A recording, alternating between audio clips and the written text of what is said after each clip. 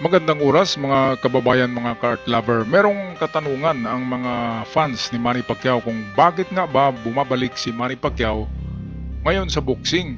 At ngayong July 19 ay meron siyang fight with WBC champion o ang reigning world champion ng WBC si Mario Barrios. Ngayong July 19 ang kanilang fight at nakataya dito ang championship belt ni Barrios.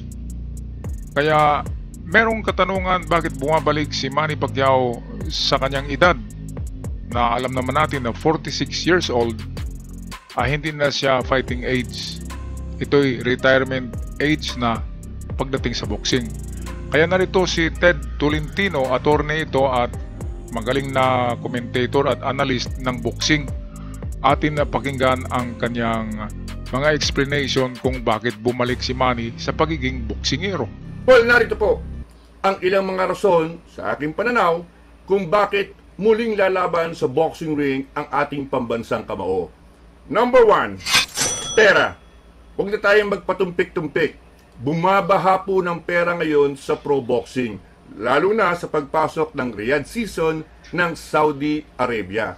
Garantisado po ang premyo sa boxing. Manalo matalo, milyones ang iyong kikitain. Kung ikaw ay si Manny Pacquiao, alam mong ako'y Pacquiao, may kinangpang pangalan ko.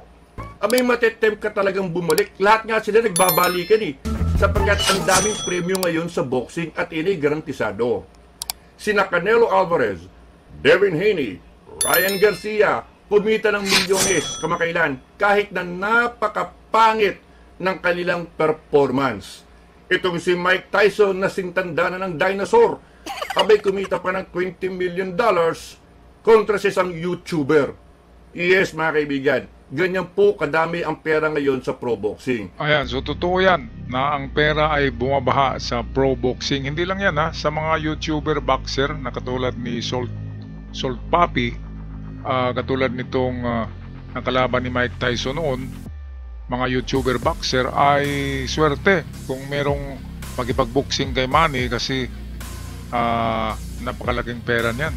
Katulad nung Korean, di ba? Isang Korean na YouTuber na nagipag-boxing kay Manny at meron ding Japanese na kickboxer champion na nagipag-boxing kay Manny. Ay pera na rin yun Napakalaki ng ng kanilang papremyo. At lalo na kapag championship boxing sa pro boxing na katulad nitong nakataya ang belt ng WBC. Kaya napakaswerte na bumalik si Manny kasi hindi na siya dapat automatic na kagad na isasabak siya sa championship kasi napakasikat niya at tumigil siya sa pagboxing. Nahawak pa rin niya ang 4 yata na championship belt at yung iba ay na-surrender na. At isa na lang ang natira sa kanya na championship belt. Ito si Attorney Ted Tolentino, napakagaling na commentator, ay meron siyang 3 rason na ibigay na kanina. Yung una ay pera. Dahil sa pera ay bumalik si Manny. Ngayon ang pangalawa ay atin pakinggan galing sa kanya kung anong pangalawang rason ni Manny kung bakit bumalik sa pagbuboxing sa pro boxing. Ngayon, kung ikaw ay gusto mong instantly mapuno ang iyong alkansya, gusto mong mabawi agad ang iyong mga ginastos, pro boxing ang sagot dyan. Sapagkat ilang minuto lamang ay kikita ka ng milyones. Tama. At buo na ulit ang iyong alkansya. Now, pangalawang rason is the legacy. Although ito medyo questionable, Kasi unang-una, ano pa ba ang pwedeng i-accomplish ni Manny Pacquiao? Ayan, tama. Sa legacy ay punong-puno na Hindi na dapat i-prove yung legacy niya kasi 8 division champion, walang makakuha niyan, the GOAT. Kung sa boxing pa siya yung GOAT, the GOAT o boxing, Manny Pacquiao, 8 division ang nagiging champion siya sa 8 division at wala pang sinumang boksingero na nakakuha ng 8 division pagiging 8 division champion. Kaya sa legacy ay ano pa bang idagdag dyan, di ba? Siguro isa pang record na pinakamatandang world champion si Manny Pacquiao. Alright, balik tayo kay Ted Tolentino. Siya ang natatanging 8 division world champion ng boxing. Mahirap pantayan yan, mga kaibigan.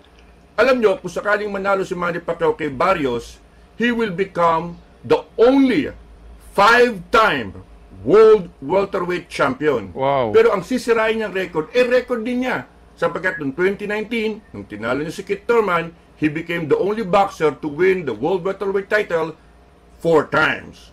Now, at age 46, kung sakaling manalo ulit si Manny Pacquiao, sabi nga po natin, at age 46, he will become the oldest welterweight champion.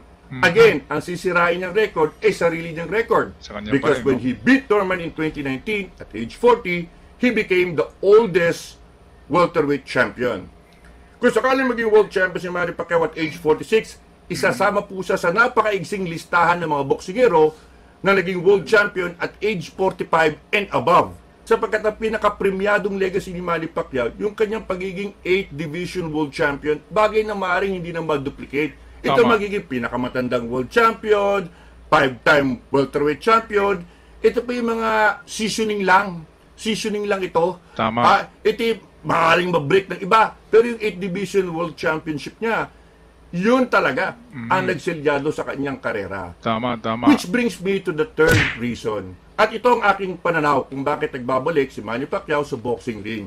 Sapagkat ito po ang rason kung bakit karamihan ng mga atleta ay bumabalik sa kanilang sport na una nang iniwan. Mga kaibigan, sa isang boksingero, sa isang atleta, iba ang tunog ng palakpak kapag ikay pumapasok sa arena, nandoon ang mga boxing fans cheering you on. Pag-akat mo sa boxing ring, i-introduce ka ni Michael Buffer, ang premyadong ring announcer. Iba ang adrenaline rush na nakukuha ng isang atleta. Kasi noon ako'y naglalaro din ng motocross. Iba rin yung mga sigawan sa motocross, yung kapag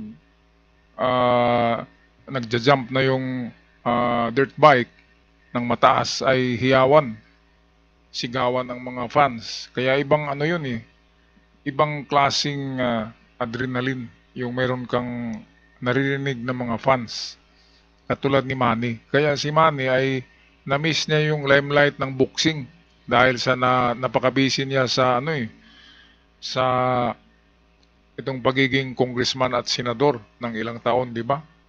Kung ako kay Manny, hindi na ako sinayang niya yung mga taon Dapat concentrate na lang siya sa boxing kasi diyan naman siya yumaman. Hindi naman siya yumaman sa pagiging congressman at senador. At kung na-achieve man niya ang pagiging congressman, kahit na hindi siya tapos ng kolehiyo at pagiging senador, ay malaking na yan, achievement, pero walang pera diyan, di ba? Ano bang pipirahin niya diyan? Sa pagiging congressman at senador, hindi naman nagnanakaw yan si Manny, so walang pera. Kaya sa boxing, ang napakalaking pera at sinayang ni Manny ang ilang taon na wala siyang walang fight dahil nga sa nagiging congressman siya at nagiging senador. Kaya yun, kung hindi na lang nagpolitiko si Manny, ay mas malaki pa sana ang kinita niya sa boxing, mga kababayan. At baka meron pang maragdag na record sa kanyang pro boxing career. At ngayong next week ay meron na naimbitahan daw si Manny sa Hall of Fame. Sa Boxing Hall of Fame ay isa na si Manny Pacquiao sa bibigyan ng award ngayong susunod na buwan yata. Ngayong June ang kanyang awarding ng Hall of Fame sa pagiging boksingero. Okay, tapusin na natin ang magandang explanation ni Ted Tolentino tungkol sa mga rason kung bakit bumalik si Manny Pacquiao sa pagbuboksing. At ito ang isang bagay na hindi nila nakita nung sila nagretiro at pumasok sa ibang activities. Si Manny Pacquiao, he longs for the spotlight. And remember, why does he long for the spotlight? Kasi medyo naging hindi maganda. Naudlot ang ending ng kanyang karera. After beating Keith Thurman in 2019, gusto pang lumaban ni Manny Pacquiao. Gusto pang lumaban. Ang problema, sinira ng COVID-19 ang kanyang plano for the grand exit. Nagkaroon po tayo ng COVID-19 at nawala na sa eksena si Manny Pacquiao. In fact, many thought COVID forced him into retirement in a way. Sinira Ang daming na-discarril na karera.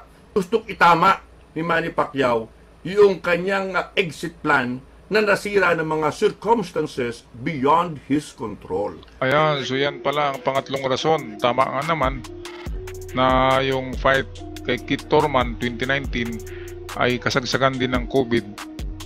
Kaya ilang taon ba ang COVID? Di ba? Halos 2 taon yun. So 2 taon na walang fight si Manny Pacquiao at hindi maganda yung ending ng kanyang career. Nag-retire siya na walang mga fight. Dahil nga COVID, bawal ang boxing, bawal ang sports noong kasagsagan ng COVID. Kaya ngayon gusto ni Manny na grand exit. Yung paglabas niya sa boxing, pag-retire sa boxing, ay meron siyang magandang record na katulad ngayon, WBC belt ang paglalabanan ni Barrios at Manny. At kapag nanalo si Manny dito ay maganda ang ending ng kanyang career kaysa yung career na yung may talo siya kay di ba yung ugas ba yun, ugas na boxer. Kaya ngayon kung manalo si Manny against Mario Barrios ay napakagandang additional to his resume sa kanyang record bago siya mag-retire. Sa palagay ko ito yung huling boxing niya kapag nanalo siya, huli na ito kasi siyempre, pero kung ako ay pera pa rin yan kung manalo siya, pwedeng pa-fight pa siya ng isa pang fight. At kung matalo siya, para sa akin, kung siya matalo, doon na yung time na siya magretiro kasi natalo Pero kapag nanalo, ay patuloy pa rin kasi pera Huwag patumpik-tumpik, sabi ni Ted Tolentino.